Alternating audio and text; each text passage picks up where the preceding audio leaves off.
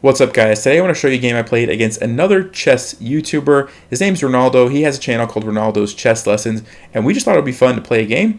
And so we played that earlier. I just want to show you the game, analyze it, kind of go over it. Hopefully you'll learn a thing or two.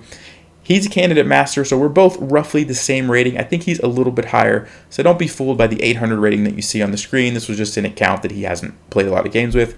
But if you want to check out his channel, I'll put a link down below. But let's jump into the game.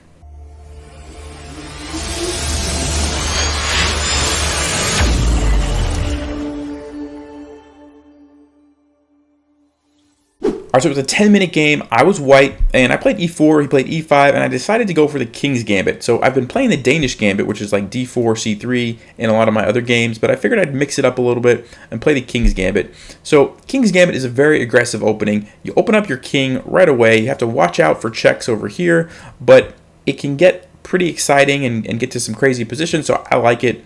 And he actually plays d5, which is a really solid move. This is called the Falkbeer counter gambit. And the idea is, instead of capturing this pawn and letting white gain control of the center with d4, black just says, you know what, I'm going to ignore that and play d5 myself. And if you remember, one of the rules that I talk about on this channel is when you're responding to an attack on the flank, so the flank are these three columns on the side, counterattacking in the center is usually a good way to do that. And so d5, perfect move. This is like the most annoying response to the king's gambit.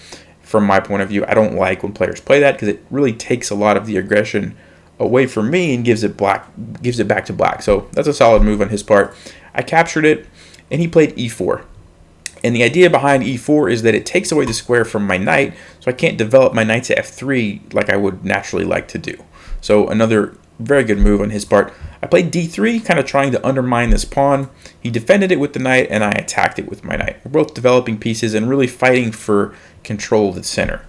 So he plays bishop b4, and he's pinning this knight so that if I take back, he can come in with the knight. And he's also setting up to castle and get his rook to the center, and I'm a little bit behind in development. And so you can see how strong this Falkbeer counter gambit actually is. Like, black gets very active pieces right away. And so I decided to capture, and play queen d4. I'm forking his pieces, but it's not really winning a piece or anything. He's just going to trade off the bishop. But I thought it was a good way to get my queen up, and maybe I could try to castle after I get this bishop out. So he captures the knight, and then he castles. And at this point, like I've talked about a lot on the channel, when your king is in the center and your opponent has the ability to put a rook in line with your king, you have to be very, very careful. So you can see in this position, even though his knight's undefended, I can't take it, right? Because he's just going to play rook e8 and pin my queen, and then I'm losing my queen. So I have to do something about this pretty soon, otherwise I'm going to get into trouble. Now, I actually played knight f3 first instead of dealing with this right away, and the reason for that is, remember what I said, when you play the king's gambit, you're opening up this diagonal to your king. So I was afraid that he might play queen h4 check, and if I try to block it with like g3, he's going to capture it, and I can't take back because my rook is hanging, and so I thought I was going to get into some trouble there. So I wanted to play knight f3 to control that h4 square and prevent his queen from going there. That's a very common move in the king's gambit, putting your knight on f3 to stop black's queen from going there. So I went ahead and did that, and I knew he was going to play rook e8, and I was going to have to deal with this, but I thought that bishop e3 was an okay way to do that. So that's what happened. He brought the rook over. He's got a discovered attack with his knight on my king, which means he can move his knight anywhere he wants, and he's going to get a check on my king. So very dangerous position to be in. So I had to do something about that. So I played bishop e3, so that now if he moves the knight, it's not going to be check, right? I've blocked it with my bishop. So he played c5, attacking my queen, and I decided to go for the en passant and offer the queen trade because I feel like he's in the more aggressive position right now. His rook's lined up on my king. I don't really like that. If I castle this way, I have some real weaknesses over here. I'm not set up to castle kingside just yet. And so I figured, capturing here and offering the queen trade would probably benefit me just to get the queens off the board, take some pressure off my king. So I captured that, and after he recaptured, I did go ahead and trade queens. And it's kind of an interesting position because I'm up a pawn. I have 6 pawns, but my pawn structure over here on the queen side is really bad, right? The double isolated pawns and an isolated pawn. So these pawns are very weak compared to, his 5 pawns. He doesn't have any of those weaknesses. So it's pretty equal. And you can see the bar on the side, it's saying it's basically dead equal as well. So the immediate threat that I have to deal with is his knight's just going to take this pawn. And so I thought that bishop d4 was a good way to defend the pawn. And also, if he decides to take this, then I have the option to recapture with my pawn, which would undouble my pawns, and they would become much stronger. And so I didn't think he would want to do that. It also puts my bishop in just a nice central square, and so that just seemed like a logical move.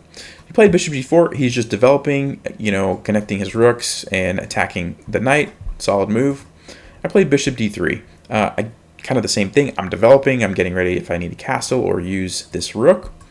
And then he took this. So again, even though I'm up a pawn, my pawn structure is really bad, right? Isolated and double isolated pawns. So my pawns are very weak, and his pawn structure is really nice. And so even though I'm up the pawn and I have the bishop pair, you can see that the engine is saying it's basically equal.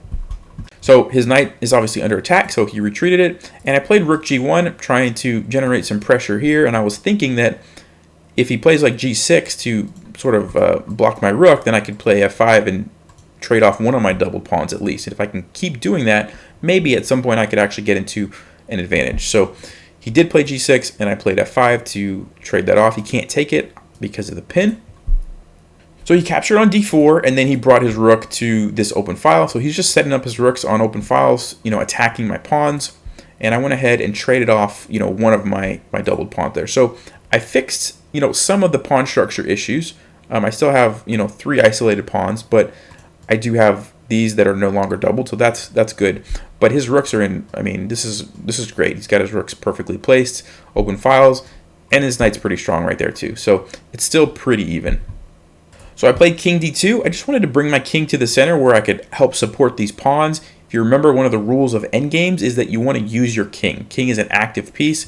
The chances of me getting checkmated by these rooks and the knight, pretty low, and so I want to use my king to help out. And so I brought it to d2 to, like I said, help defend these pawns.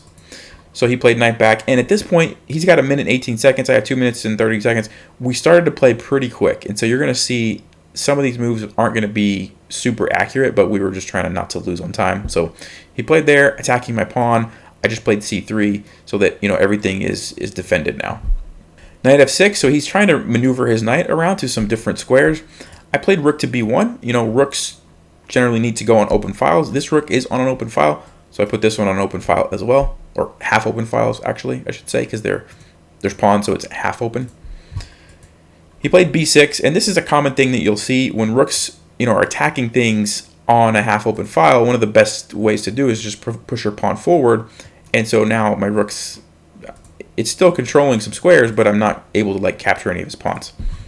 At this point in the game, I didn't really see a clear plan, and I only have 2 minutes, so I didn't have a lot of time to figure out something. So I just played h4. Sometimes just advancing pawns in the end game can be helpful. At times, you have to be careful. If you advance them too far, they can become weaknesses, but they can also become, threats to become queens eventually. And so I was thinking maybe at some point I could play h5. I can't do it right now. He just takes me, but if he moves the knight, then maybe later I can play h5 and attack this. So that's why I played h4. He played king f8 to get out of the pin. Smart move, so that even if he moves the knight and I go here, now he can just take it. Same thing on the other side. Didn't see a clear plan for me to make progress, and so I thought, let's just push this pawn. Maybe I can go to a5, and if he takes, that could be maybe a sacrifice to get my rook to come down to the 7th rank. Might be worth it. It's kind of what I was setting up. So he just brought his knight to d5. He's attacking this pawn, so I defended it with the rook. And then he comes here, offering to trade the bishop. I wanted to keep the bishop because a lot of times the bishop can be slightly better than knights in endgames because of the long range. It's a long range piece, and so I figured let's not trade it off right now. So I played bishop a6, rook c6. I played rook g4 just to attack his knight. I played there. He defended it. And then I thought this was a good diagonal for my bishop, protecting this pawn because his rook's attacking it. He brought the knight back. I just put my bishop, where it was protected in a centralized location. And he played knight c5. This is a cool little move because he's got the pin on the pawn, so I can't take it, obviously, and he's forking these pieces. I played rook a3 to defend the pawn and save my rook. And then he starts to bring his king towards the center.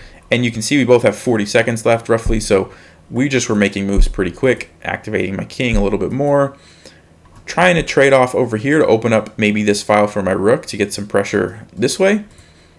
So he played b5. I played a5. I didn't want to let him play a6 and defend this pawn. I thought maybe this could become a target if I prevented that. And at this point in the game, we both have 30 seconds left, so I'll just kind of go through the last couple moves quickly. It was really just a time scramble. There wasn't a whole lot of thinking and planning at this point, so I'll just kind of get through. He put me in check. Traded these off. There was some tricky stuff happening with the knight. I only have 10 seconds at this point. I lost some pawns here that I probably shouldn't have, but like I said, only had a few seconds, and then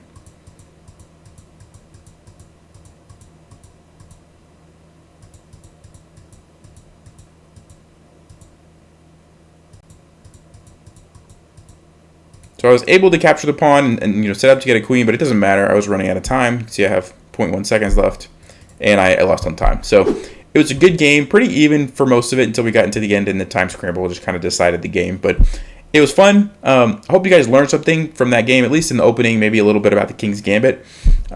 We just thought that would be a fun thing to do. If you want to check out Reinaldo's channel, I'll put a link down in the description below. But as always, thanks for watching. Stay sharp, play smart, and take care.